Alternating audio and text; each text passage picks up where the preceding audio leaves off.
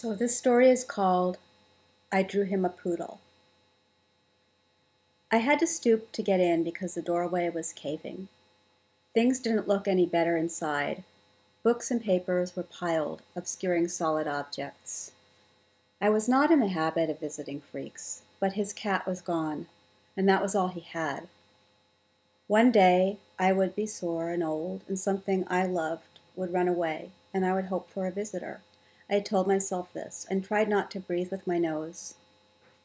He drew me a picture of the cat on a paper shopping bag, said he didn't have a photo. She looked like a mutant, or as though a dog had been lodged in her spine.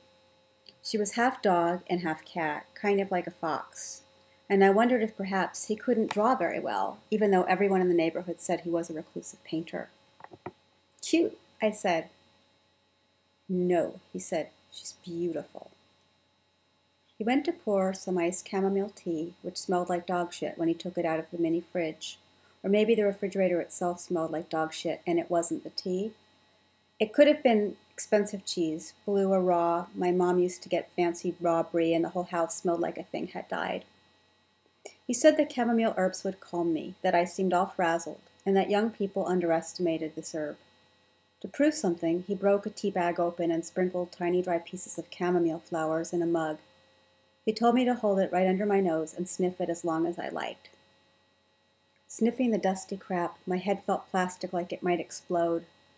Nobody knew what to say about my mother and her drinking, and I wanted to mention that as the calm came over me.